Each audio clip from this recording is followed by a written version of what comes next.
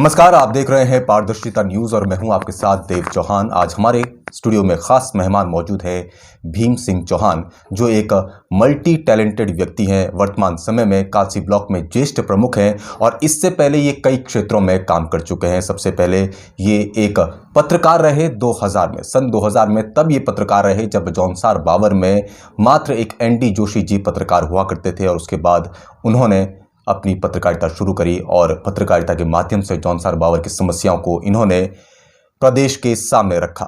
वहीं दूसरी तरफ इन्होंने खेल में भी काफ़ी हाथ आजमाया और कबड्डी के भी एक अच्छे खासे प्लेयर रह चुके हैं। आध्यात्मिक दुनिया से भी इनका काफ़ी अच्छा संबंध है और देवमाली भी रह चुके हैं। आज हमारे स्टूडियो में आपका बहुत बहुत स्वागत है। नमस्कार। सबसे पहले तो बात करेंगे, क्योंकि आप एनडी जोशी जी के बाद दूसरे पत्रकार रहे हैं प्रिंट मीडिया से, तो कैसे वो सफ़र शुरू हुआ और कहाँ से आपको ये इंस्पिरेशन मिली कि सरकारी नौकरी के बजाय आप एक ऐसे प्रोफेशन से जुड़े जो जहाँ पर अर्निंग का साधन भी बहुत कम था? पहले तो मैं देव चौहान जी आपका आभार व्यक्त करना चाहता हूँ कि किसी युवा पत्रकार ने पत्रकारिता के क्षेत्र में हम जैसे पत्रकारों की सुध लेने का भी प्रयास किया है। मैं आपका आभार व्यक्त करना चाहता हूँ। शुक्रिया। और मैं ये बात इसलिए कहना चाहता हूँ कि मैं 1996 से मुझे लिखने का शौक़ था। मैंने 1996 में पहला जौनसारी गीत लिखा, जिस सीताराम चौहान जी ने गाया, प्यारों की झाल। उस समय एक एल्बम में 8 गाने हुआ करते थे। माफ़ी चाहूँगा, मैं आपको यहाँ पर इंटरप्ट करना चाहूँगा। मैं माफ़ी चाहूँगा आप अपने सभी दर्शकों से भी कि मैं इनका एक रेफरेंस देना भूल गया कि जिस चीज़ के लिए सबसे ज़्यादा जाने जाते हैं वो है गीतकार। इन्होंने 90 के दशक में अपना करियर शुरू किया इस इंडस्ट्री में, गीत लेखन के क्षेत्र में, और ऐसे ऐसे गीत लिखे जो आज भी लोगों की ज़ुबान पर हैं। जी, मैं चौहान साहब ये कहना चाह रहा था कि मैंने अपने जो लेखनी का जो काम है मैंने 96 से प्रारंभ किया। उस समय इंटर में पढ़ता था और उन्हीं दिनों मेरे पे जो श्री गुरु पिचट महाराज हैं, जो हमारे आराध्य देवता हैं, जिनका जो प्राचीन मंदिर सीमोग में है, महाराज की मेरे पे छाया पड़ी और मैं 1996 में देवमाली के रूप में मुझे देव आस्था का काम करने का सौभाग्य प्राप्त हुआ। उन्हीं दिनों मेरे मन में एक प्रश्न था कि मुझे जौनसार बावर के साहित्य के लिए, जौनसार बावर के संस्कृति के लिए कुछ काम करना चाहिए। लेखनी का बचपन से शौक़ था। मैं बहुत कम पढ़ा लिखा व्यक्ति हूँ चौहान साहब, इसमें कहने में कोई अतिशयोक्ति नहीं है। मेरी जो प्राथमिक शिक्षा दीक्षा है बहुत निम्न स्तर की है और मैं एक बहुत सामान्य परिवार का व्यक्ति हूँ। मेरा कोई ऐसा परिचय नहीं है। मेरे परिवार में मेरे भाई, मेरे पापा, इनका कोई ऐसा बड़ा परिचय नहीं है जो मैं ये कह सकूँ मैं उस परिवार से बिलोंग करता हूँ। तो मैंने छोटा मोटा जो भी काम नाम जो कमाया है वो अपने मेहनत के बूते कमाया है। मैं आपको इसलिए ये बात कहना चाहता हूँ कि इंसान अगर मेहनत करे तो उसके परिणाम अच्छे होते हैं। पत्रकारिता में जाने का मेरा एकमात्र लक्ष्य ये था कि मैंने जैसा मैंने देखा कि जौनसार बावर में मात्र एक एनडी जोशी जी पत्रकार हैं जो वृद्ध, उस समय वृद्ध अवस्था में थे, 60 वर्ष की उम्र उनकी पार थी। आज वो व्यक्तित्व मेरे लिए आदर्श हैं, मेरे प्रेरणा स्रोत हैं। वो लगभग 80 साल की उम्र पार कर चुके हैं। मैं उनका भी स्मरण करना चाहूँगा। और लेखनी के माध्यम से मैंने जौनसार बावर के लिए लगभग 200 से अधिक गीत लिखे हैं। क्या बात। जिसमें बेटी पढ़ाओ बेटी बचाओ, नशा मुक्ति में मैंने गीत लिखे हैं। पुलवामा अटैक पे मेरा बहुत सुपरहिट गीत अभी 3 साल पहले जो घटना हुई थी, 2 साल पहले, वो मेरा गीत बहुत हिट हुआ था। वर्तमान में चौहान साहब मेरे लिखा हुआ एक राजनीतिक गीत है जो काफ़ी चर्चा का विषय बना हुआ है। उसमें लोगों का आरोप है कि आप क्योंकि बीजेपी के लीडर भी हैं आप और बीजेपी के कार्यकर्ता हैं, उसके बावजूद भी लोगों को लगता है कि नहीं, आपने उसमें जो है टारगेट किया है बीजेपी सरकार को या उनके नेताओं को। देखिए, मैं आपको ये बता दूं कि लोगों के पास अब बहाना मिल गया है। मैं स्वीकार भी करता हूं क्योंकि मैं आज की तारीख में भारतीय जनता पार्टी का सिपाही हूं, कार्यकर्ता हूं। लेकिन साहित्यकारों के, गीतकारों के, पत्रकारों की कोई पार्टियां नहीं होती है, जैसा मैंने देखा है, जैसा मैंने 20 साल के पत्रकारिता में अनुभव किया है। मैं युवा पत्रकारों को भी ये बात कहता हूँ कि पत्रकारिता से बड़ी कोई जनसेवा नहीं है, पत्रकार से बड़ा कोई फ्रंट लाइन वर्कर नहीं है, पत्रकार से बड़ा कोई जोखिम उठाने वाला व्यक्ति नहीं है। लिहाजा पत्रकारिता को पत्रकारिता की दृष्टि से किया जाना चाहिए। आज की तारीख में कई अच्छे पत्रकार हैं जो अच्छा प्रिंट मीडिया में लिखते हैं। आप जैसे पत्रकार हैं जिन्होंने छोटी उम्र में बड़ा नाम बनाया है। मैं इलेक्ट्रॉनिक मीडिया में देव चौहान ने अपना बड़ा नाम बनाया है। मैं आपके सामने नहीं कहता, मैं औरों को भी कहता हूँ कि पत्रकारिता का जो मकसद है वो जुनून और अपना धैर्य शालीनता के साथ काम करने की क्षमताएं होनी चाहिए। तो मैं इसलिए आपने मुझे अपने स्टूडियो में बुलाया। मैं आपका आभार व्यक्त करते हुए ये बात कहना चाहता हूँ कि मैं सबसे पहले देवमाली था। उसके बाद मैं जौन सारे गीत लिखने का मैंने अपना एक माध्यम बनाया। और बड़ी बात नहीं बोलूँगा चौहान साहब, आपने मौका दिया तो अपनी बात आज शेयर करना चाहूँगा। जरूर। क्योंकि पहला कोई चैनल है, पहला कोई समाचार पत्र है। इससे पहले परसों राजगुरु जी ने भी एक खबर लिखी थी जागरण में, मैं उनका भी आभार व्यक्त करता हूँ। लेकिन आपने मुझ जैसे व्यक्ति को स्टूडियो बुलाया है, ये आपका बड़प्पन है और मेरा सौभाग्य है। मैं इसलिए ये बात कहना चाहता हूँ कि मैंने अच्छा या बुरा जो भी किया, मैंने अपने जौनसार इस समाज के लिए लिखने के माध्यम से, गीत के माध्यम से, नृत्य के माध्यम से, मंच उत्कर्षक के माध्यम से, राजनेता के माध्यम से जनसेवा करने का एक बीड़ा उठाया है। मैं लक्ष्य लेके चला था। मैं लक्ष्य लेके चला था कि सीमोग मंदिर में मेरे से अच्छा कोई देवमाली ना हो, मेरे से अच्छा कोई पारदर्शिता वाला ईमानदार माली ना हो। मैं आज देवता के नाम का 1 रुपया नहीं लेता हूँ। मैं पहले किसी गाँव में जाता नहीं हूँ, जाता हूँ तो मैं निःशुल्क सेवा पे जाता हूँ। ये मैंने पत्रकारिता में उद्देश्य बनाया था कि मैं एनडी जोशी जी जो मेरे गुरुजी हैं, मैं उनसे बड़ा पत्रकार बनूं। मैं ये नहीं कहता मैं उनसे बड़ा पत्रकार हूं, लेकिन मैं उनके कोशिश की गई। पद चिन्हों पे चला हूं। बिल्कुल। नंदलाल भारती जी, रतन सिंह जौनसारी जी, जो बड़े 2 गीतकार हुए हैं जौनसार भंवर में, मैंने लक्ष्य बनाया कि मैं अगर संगीत के क्षेत्र में जाऊं तो मैं नंदलाल भारती और जौनसारी जी के बाद तीसरा गीतकार बनूं। 90 के दशक में एक एल्बम आई थी आपकी, जिसमें शायद आपने गीत लिखे थे, अगर मैं गलत नहीं हूं तो, मलारी। मलारी तो नंदलाल भारती जी का गीत था। अच्छा। लेकिन मेरे मेरे 90 के दशक में बहुत अच्छे गीत थे, जिसमें एक परिवार नियोजन का गीत था, टांटोड़ा राखिया लालकोटे। उसी में बेटी पढ़ाओ, 90 के दशक में मेरी सोच देखिए, मैं 90 के दशक में एक गीत लिखा है, बेटा होली बेटी सब पढ़ाया। तो मैंने बेटे बेटी की जो पठन पाठन की जो दिशा थी, उस पर मैंने बिल्कुल, ये देने का काम किया। दूरदर्शी सोच ही थी प्रमुख साहब आपकी, कि आज उस पर जो है सरकारें अमल कर रही हैं। बेटी बचाओ बेटी पढ़ाओ का अभियान मोदी सरकार में इसको काफ़ी ज़्यादा हाईलाइट किया गया, और आपने 90 के दशक में इस पर जो है रचनाएं रची हैं। एक और ख़ास बात, as a journalist, being a journalist, एक पत्रकार होने के नाते, कभी आपके सामने ऐसी परेशानियां आई जिसमें आपको किसी किस्म की धमकियां मिली हो कि आपने हमारे खिलाफ ऐसा क्यों लिख दिया? क्योंकि उस ज़माने में 90 के दशक में और 2000 के स्टार्टिंग में सिर्फ अखबार ज़्यादा हुआ करते थे, और वहाँ पर जो लिख दिया तो फिर लिख दिया, उससे काफ़ी बवाल मचता था। चौहान साहब, आपने बहुत अच्छा प्रश्न किया है। मैं अपने साथी पत्रकारों को ये बात कहता हूँ, जो पत्रकार डर गया वो पत्रकार नहीं है। जो पत्रकार सच लिखने के से डरता है वो कभी पत्रकार नहीं हो सकता।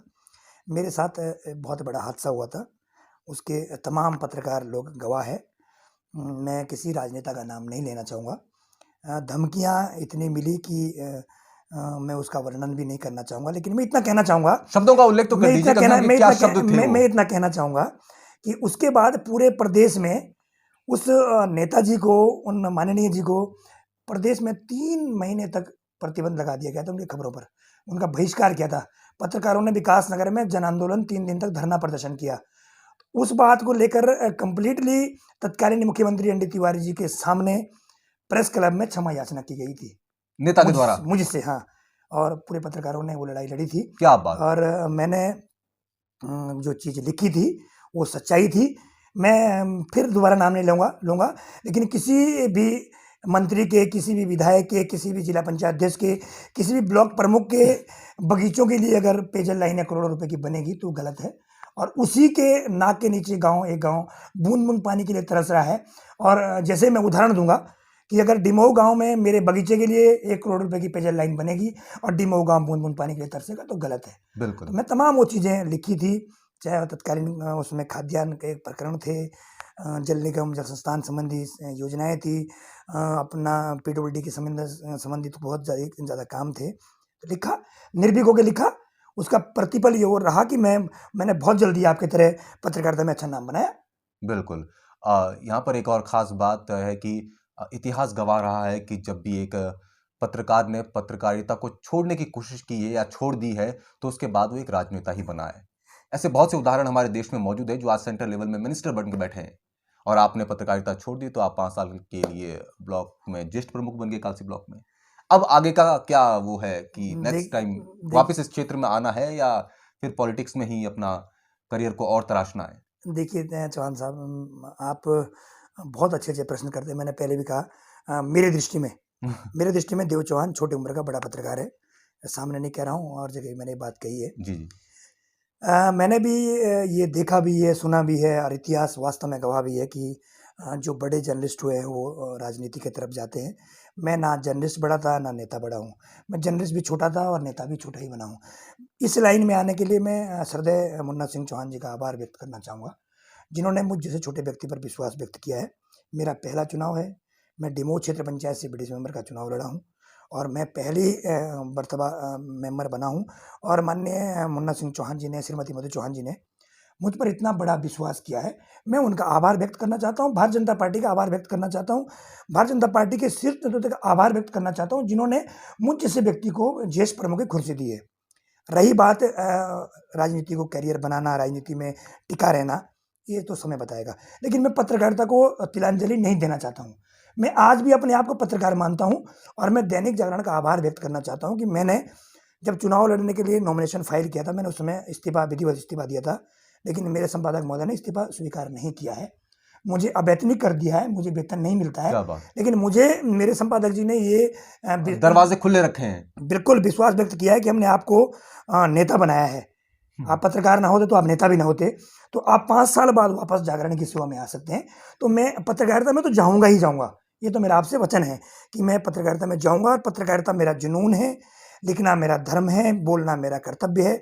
मुझे बोलते लोग बहुत बोलता है, मैं वास्तव में और सारे काम शायद कम करता हूँ, लेकिन लिखता और बोलता बहुत हूँ। हाँ, बिल्कुल। और यही एक काम भी होता है पत्रकार का। वैसे मैं आप अपने सभी दर्शकों को बता दूं कि जो इतिहास गवाह रहा है कि क्यों एक पत्रकार जब पत्रकारिता छोड़ता है तो राजनीति में जाता है, उसका सबसे बड़ा कारण ये भी है एक कि वो मास कम्युनिकेशन करता है। वो मास के साथ एक बड़े पैमाने पर लोगों के साथ मिलता जुलता है, पत्रकारिता के दौरान चीज़ों को समझता है और लोगों के बीच में रहता है। और यही काम एक पॉलिटिशियन का भी होता है कि वो लोगों के बीच में रहता है, उनकी समस्याओं को देखता समझता है और उनको दूर करता है। तो शायद ये भी एक बड़ा कारण है कि हर एक पत्रकार पत्रकारिता छोड़ने के बाद राजनीति की तरफ जो है अपना रुख अपनाता है। एक और खास बात कि आपने जब गीत लिखे 90 के दशक में, तो उस समय मीडिया का इतना एक्सपोजर नहीं मिलता था किसी भी व्यक्ति को, लीडर से लेकर तक एक आम इंसान तक को इतना एक्सपोजर नहीं मिलता था। लेकिन उस जमाने में भी आपको लोग जानने लगे थे, वो भी तब जब सीडीओ के माध्यम से, कैसेट्स के माध्यम से लोगों तक पहुंचता था और उसमें लिखा होता था कि हाँ, भीम सिंह चौहान गीतकार हैं इसके। तब आपको कैसा महसूस होता था कि नहीं, लोग मुझे बहुत दूर दूर तक जानते हैं? देखिए चौहान साहब, मैं जब पहली बार श्रीमान नंदलाल भारती जी से मिला, तो मुझे लगा कि मैंने स्वर्ग प्राप्त कर लिया है। मैं धन्य हो गया हूँ, मेरा जीवन धन्य हो गया है। गीत लिखने का जुनून था, लेकिन प्लेटफॉर्म नहीं था। जिन के दरवाजे मैंने खटखटाए, सबने कहा, अरे कहाँ रिकॉर्डिंग हो सकती है, दिल्ली जाना पड़ता है, इतना पैसा लगता है। मेरे साथ मेरे मित्र, जो जौनसर बावर का एक बड़ा नाम है, सीताराम चौहान जी, जो आवाज़ के धनी हैं, जिनका बहुत आज गायन के क्षेत्र में ख्याति प्राप्त है। बिल्कुल। मेरा आज मैं अगर ये कहूँ कि सीताराम चौहान जौनसर बावर का सबसे बड़ा गायक है, तो कोई अतिशयोक्ति नहीं है। हमने साथ मिलकर 1996 में पहला एल्बम निकाला। जब रिकॉर्डिंग करने दिल्ली गए, रिकॉर्डिंग हुआ, 1 महीने बाद कैसेट ने आना था। वो 30 दिन 30 रातें कैसे कटी हमें पता है। रोज़ ये लगता था कि कल मेरी कैसेट आएगी, कल मेरी कैसेट आएगी, लोग सुनेंगे, कैसा रिस्पॉन्स मिलेगा। उस समय दौर ये था कि वो टेप रिकॉर्ड में कैसेट लगाने का था, फिर गाँव-गाँव बेचने का था। तो हम लोग उन चीज़ों से गुजरे हैं। हम लोगों ने गाँव-गाँव में कैसेटें बेची है, पहुँचाई है, लोक संस्कृति के लिए वो काम किए हैं, जो आज के युवाओं को तो इतनी फैसिलिटी है। एक गाना रिकॉर्ड करो, मार्केट में डालो, सोशल मीडिया में इतना प्रचार प्रसार होता है। बिल्कुल। हमें सुनने वाले तो सीमित लोग थे। सीमित लोग अगर 2000 लोग सुनते थे, 2000 कैसेट बिक गई, अरे भीम सिंह चौहान स्टार हो गया। बिल्कुल। आज मेरे रूपा की रानी वाले गाने में लगभग 11-12 लाख व्यूज मिले हैं। क्या बात। पुलवामा वाला गाना, उसमें 5 लाख से ऊपर व्यूज मिले हैं। जो मैंने अभी डाली हर 2 सप्ताह वो भी 1 लाख के करीब पहुंच लाख चुका के है। करीब है। तो आज तो माध्यम भी है। और एक बात मैं आपको कहना चाहूँगा, जैसे आपने कहा ना कि उसमें मीडिया का भी ज़्यादा रोल नहीं था। मेरे बारे में आप पहले पत्रकार हो जिन्होंने मेरा इंटरव्यू चलाया है। मेरे बारे में राजगुरु जी ने पहली खबर लिखी है। मैंने नंदलाल भारती जी की, तमाम लोक गायकों की इतने समाचारों में इतना वर्णन किया है, इतना उनको जगह दी है। लेकिन मैं 1996 से गीतकार हूँ, लेकिन मेरी कभी अपनी खबर किसी अखबार में नहीं छपी। किसी पत्रकार ने मेरी ये बात पहुँचाने का प्रयास नहीं किया है। आपके चैनल ने किया, तो आपका तो मैं आभारी हूँ। मैं शब्दों में बयान नहीं कर सकता कि आपने मुझ पे उपकार किया है। मैं छोटा कलाकार हूँ, लेकिन आपने बड़ा प्लेटफॉर्म दिया है, इसके लिए मैं आभार व्यक्त करना चाहता हूँ। और मैं एक बात और कहना चाहता हूँ चौहान साहब, पुलवामा वाले घटना पे जो मैंने गाना लिखा था, घटना हो चुकी थी, लेकिन जो हमारी केंद्र सरकार ने जो माननीय मोदी जी ने जो प्रहार किया है, आप लिख तारीख उठा सकते हैं। मैंने जो गाने में वर्णन किया, मोदी अब काई ठोरे दुश्मन होदा काई ठोरे, तो सुन मेरी तू पुकार कर दे बे तू वार, तो जो जो मैंने वर्णन किया था, पुलवामा वाला गीत सुनिएगा, ठीक वैसा ही मोदी जी ने वैसा वैसा किया है। मैं ये नहीं कहता कि मेरे गीत से प्रेरित होकर किया, हम तो जौनसार बहुत छोटा इलाका है, लेकिन मुझे संतुष्टि हुई है कि जो मैंने जो कलाकार की, जो पत्रकार की, जो गीतकार की भावना थी, उस हिसाब से काम हुआ, तो मैं खुश हो गया कि जो मैंने गीत के माध्यम से लिखा था, आज हमारे माननीय वज़ीर आज़म मोदी जी ने वो काम किया है, बिल्कुल। तो मुझे उस बात की खुशी हुई। मैं आज भी ये कह रहा हूँ कि अगर मेरा वो राजनीति वाली हारूल अगर किसी को पीड़ा दे रही है, तो मेरा लिखने का उद्देश्य पूरा हो गया है। हाँ, नरेंद्र सिंह नेगी जी का भी एक गीत नौछमी नारायण जी, था, वो भी ऐसे विवादों में रहा था। तो और वैसे ही आपका ये जो गीत अभी रिसेंटली लॉन्च हुआ है, ये भी एक किस्म के विवादों में घिरा है। खैर, इसके अलावा राजनीति में आप इस वक्त ज्येष्ठ प्रमुख हैं और एक बड़ी जिम्मेदारी है, कई 100 गांव की आपके ऊपर। तो और कैसे मैनेज करते हैं, क्योंकि मैंने वहाँ पे आपका जो क्षेत्र है वो काफ़ी दूर दराज में गांव रहते हैं। कोविड काल आपके लिए बीच में आ गया, इससे काम कितना प्रभावित हुआ? चौहान साहब, बहुत बढ़िया प्रश्न किया आपने। मेरे विकासखंड कालसी में लगभग 250 गाँव हैं, 111 ग्राम पंचायतें हैं, 40 क्षेत्र पंचायतें हैं, 5 जिला पंचायत सदस्य हैं। जैसा आपने कहा कि भाई भौगोलिक परिस्थितियों के हिसाब से मेरा विकासखंड बहुत दूर दूर ग्रामीण वादियों में फैला हुआ है, बसा हुआ है। और जो वर्तमान में आपने कोविड कार्यकाल का जो जिक्र किया, ये वास्तव में मैं ये समझता हूँ कि पूरे दुनिया के लिए वैश्विक महामारी है। हम इस वैश्विक महामारी से कैसे उबर सकते हैं, केंद्र सरकार, राज्य सरकार, तमाम पत्रकार लोग, पुलिस विभाग, स्वास्थ्य विभाग, सभी अपना अपना धर्म और कर्म निभा रहे हैं। लेकिन मैं ये बताऊं कि जो हमारा ये 1.5 साल कोविड कार्यकाल में निकला है, 1 साल पूरा मानिए और कुछ महीने ही और है, इसमें जो विकास योजना है बहुत प्रभावित हुई है। अब ये लगाइए, हमारा जो प्रमुख साहब का जो निधि थी, प्रमुख साहब का जो बजट था, वो हमको 20% कोरोना में ही खर्च करना है। अगर ये कोरोना ना होता तो 20% जो हमारा बजट था, वो विकास योजनाओं में जाता है, उससे आंगन बनते, नालियाँ बनती। हमें उसके बदले में सैनिटाइज खरीदना पड़ रहा है, मास्क खरीदने पड़ रहे हैं। मैं ये नहीं कहूँगा कि भाई जो सफाई अभियान में रखना तो था ही, लेकिन ये सैनिटाइज की व्यवस्था कराना, मास्क की व्यवस्था कराना, अपना ये लगा लो कि भाई ग्रामीण इलाकों में हम लोगों को ऐसे कीटनाशक दवाइयों का छिड़काव भी करवाना पड़ रहा है, जिससे ये जो हैजा टाइप की बीमारी है, डर तो हो ही गया है। लेकिन ये जो कोरोना काल है, ये सभी के लिए बहुत चिंता का विषय है। इसने केंद्र सरकार के कामकाज, हमारी भारत सरकार की अर्थव्यवस्था, जो जितनी भी विकासपरक योजना है, उसको प्रभावित किया है। और हमारे विकासखंड ही नहीं, चकरदा विकासखंड तमाम ऐसे हैं जिनको इससे दिक्कत हुई है।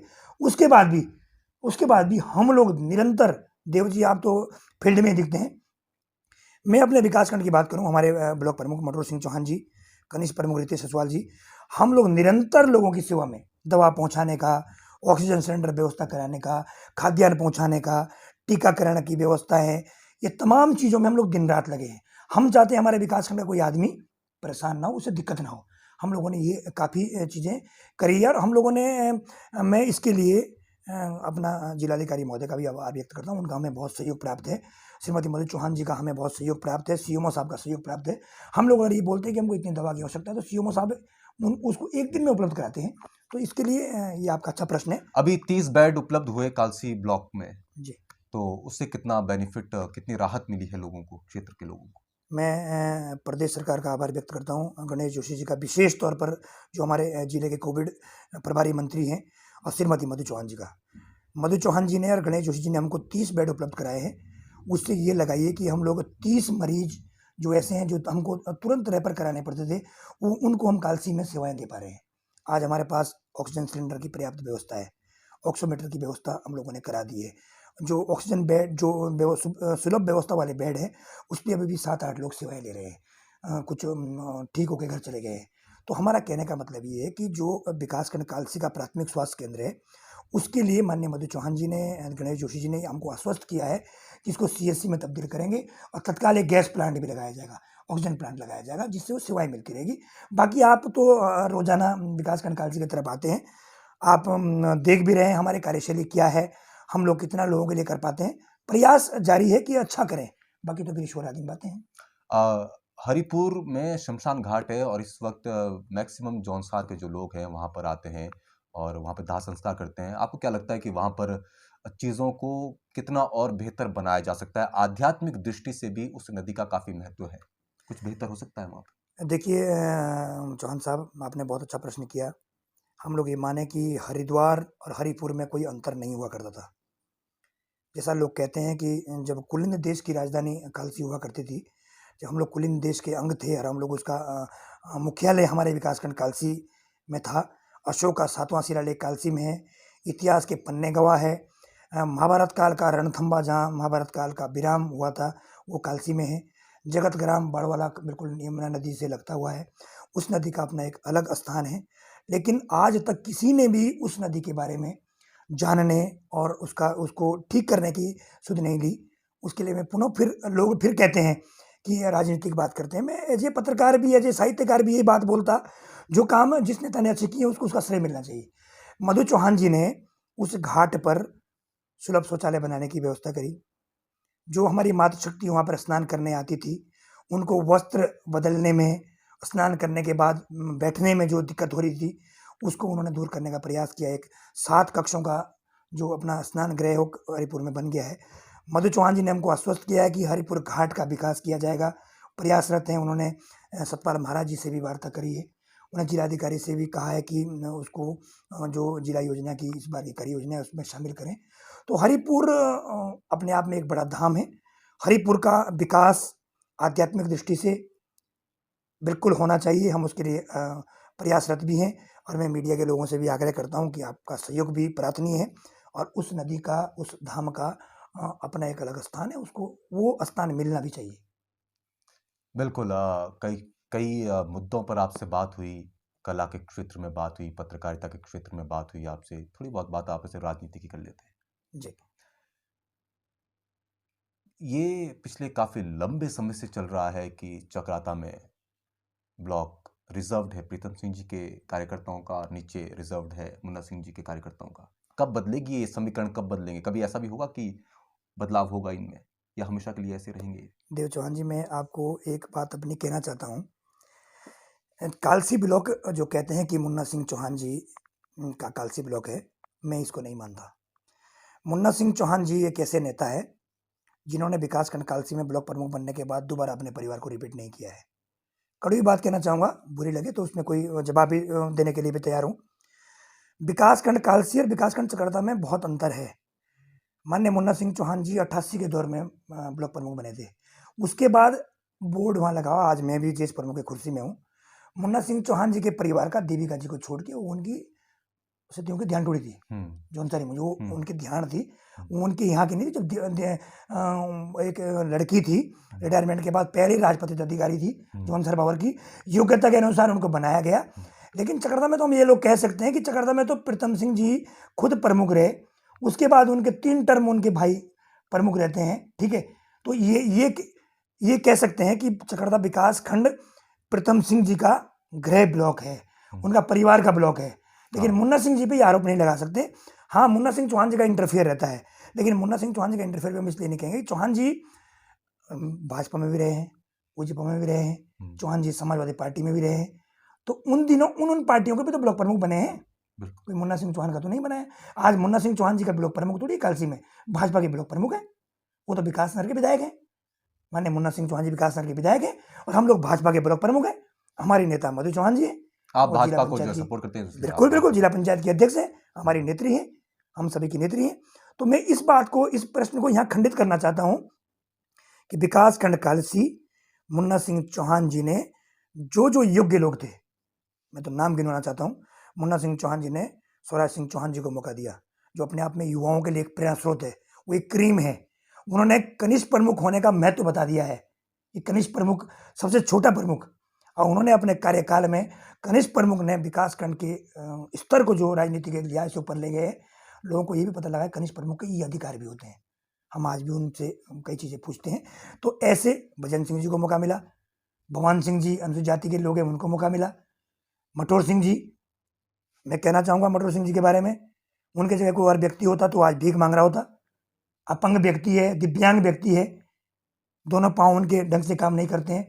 लेकिन 32 सालों से जिन क्षमताओं के साथ, जिन जुनून और जोश के साथ उन्होंने राजनीति में काम किया है, स्मरणीय है।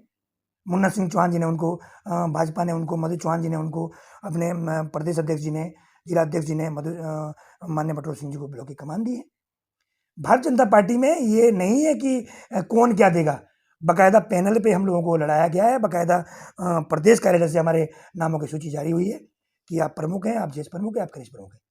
तो ये मैं आपको ये बात कहना चाहता हूँ। चक्राता ब्लॉक में इस बार ये उम्मीद जताई जा रही थी कि लगभग तय है कि भाजपा समर्थित व्यक्ति ही वहां पर ब्लॉक प्रमुख बनेगा, लेकिन अंत समय में पासा पलट गया। पासा कैसे पलट गया? देव चौहान जी, आप वही तो, आप बहुत पहने प्रश्न करते हैं, पसीना निकल रहा है आपके प्रश्नों से। कोई बात नहीं, मैं उसका बहुत आपको शालीनता के साथ उत्तर देना चाहूँगा, मैं उसका साक्षी हूँ।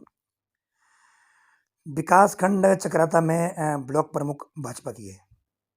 भाजपा की है जी, अभी भी? मैं इसलिए कहना ये चाहता बड़ा हूँ, बयान, मैं इसलिए कहना चाहता हूँ ये कि बड़ा बयान। भारतीय जनता पार्टी के बैनर पे जीती है, भारतीय जनता पार्टी के साथ रही है, ठीक है।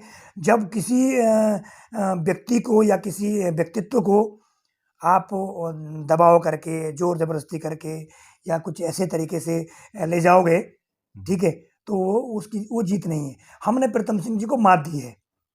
हमने, प्रीतम सिंह जी ने जो ब्लॉक प्रमुख के लिए ओबीसी सीट थी, जिन 2 महिलाओं को प्रीतम सिंह जी ने चकरदा में लड़ाया था, हमने उनको हराया है। और जो दोनों, चाहे क्या बोलते हैं, शिवानी मल है, चाहे निधि राणा है, ये दोनों भारतीय जनता पार्टी के सपोर्ट से बीडीसी मेंबर बने हैं। ब्लॉक प्रमुख के लिए पलटी मारना ये कोई अच्छी बात नहीं है। ब्लॉक प्रमुख के लिए ले जाना या उसको किन किन रूप में ले गए, वो सबको पता है। कैसे कैसे करके लास्ट दिन जिस नामांकन होना था, कैसे कैसे साम दाम दंड भेद कांग्रेस ने अपनाए हैं, वो दुनिया भी जानती, सब जानते हैं। ये कड़वा बयान है, मैं उसको बिल्कुल होश आवाज में बयान दे रहा हूँ कि आज भी चकरदा ब्लॉक में बीजेपी की ब्लॉक प्रमुख है। निधि जी हमारे पैनल पे जीती हुई है, भारतीय जनता पार्टी के सपोर्ट से मेंबर बनी है। मेंबर यहाँ वो तो नहीं है कि आप 6 महीने बाद चुनाव लड़ेंगे, यहाँ तो मेंबर बनना पड़ेगा तब प्रमुख बनेंगे। मेंबर बीजेपी ने बनाया है, तो ब्लॉक प्रमुख भी हमारी है। चलिए, लगभग सभी चीज़ों पर बात हो चुकी है और बहुत बहुत शुक्रिया आपका हमारे स्टूडियो में आने के लिए। अंत में आप अपने उस गीत का कुछ डिस्क्रिप्शन हमारे दर्शकों को दे दीजिए जो आपने हाल ही में राजनीति के ऊपर लिखा है, ताकि लोग उसे जाकर और देखें और शेयर करें। देव जी, मैं आपका एक बार पुनः आभार व्यक्त करता हूँ, क्योंकि आपका इंटरव्यू अंतिम दौर पर है। आपने मुझे अपने गीत पे बोलने के लिए जो कहा है, मैं सीधा कह सकता हूँ कि जिन जिन लोगों ने इस गीत को सुना है। कौन से चैनल पे अवेलेबल है? यूट्यूब? ये यूट्यूब चैनल है आपका वॉइस ऑफ जॉनसार। वॉइस ऑफ जॉनसार पे एक यूट्यूब चैनल है जी, उस पे गाना अपलोड है। और मुझे बहुत कम समय में लगभग 80,000 लोगों ने प्रेम स्नेह दिया है मेरे गीत को। मैं उसके लिए भी आभार व्यक्त करना चाहता हूँ। गीत को इसलिए ज़रूर सुने कि उसमें मासूम महाराज का, बिजट महाराज का स्मरण है। मैं खुद राजनेता होने के बाद भी मैंने वो चीज़ें लिखी है जो राजनीति के चलते जॉनसार बावर की कुछ अनूठी परंपराएं, कुछ अनोखी परंपराएं, कुछ हमारे ऐसे कामकाज प्रभावित हो रहे हैं, जिसमें लोटा नमक की परंपरा है। मैंने किसी पार्टी को कहाँ अंकित किया है? मैंने कहाँ कहा है कि कांग्रेस ने लोटा नमक कराया है जो लोगों को पीड़ा लग रही है? मैंने कहाँ कहा है कि मधु चौहान को विधायक बनाओ? मैं तो ये कहा कि जागो सब याने सियाने, बेटी दो विधायक बने। बेटी तो किसी की भी हो सकती है। एक ही गौरव का चाहिए ना राजा होगा भी कोई विधायक बाजो। ये तो मैं कह रहा हूँ, मैंने पहले भी कहा है कि भाई एक परिवार का राज नहीं चाहिए, समय समय पर योग्य लोगों को मौका मिलना चाहिए। इस गीत में ऐसा कुछ नहीं है। सुनने के लिए बहुत कुछ है, समझने के लिए बहुत कुछ है, लेकिन लोगों ने उसको दिशा अलग दी है। मुझे इससे कोई फर्क नहीं पड़ता है। मैं श्रोताओं का आभार व्यक्त करता हूँ कि मेरे गीत को लोगों ने सुना है और सुने जरूर और लोगों तक भी पहुँचाएं। और एक बार मैं आपका पुनः इस बात के लिए आभार व्यक्त करता हूँ कि मुझे इस बात की खुशी हो रही है कि किसी पत्रकार ने मुझे अपने चैनल पे बुला के मुझे अपनी बात कहने का मौका दिया है। नहीं, बिल्कुल, क्योंकि आप डिजर्व करते हैं। तो ये थे हमारे साथ कालसी ब्लॉक के ज्येष्ठ प्रमुख भीम सिंह चौहान। अगले बार फिर मुलाकात होगी किसी और शख्सियत के साथ। हमें दीजिए इजाजत। नमस्कार।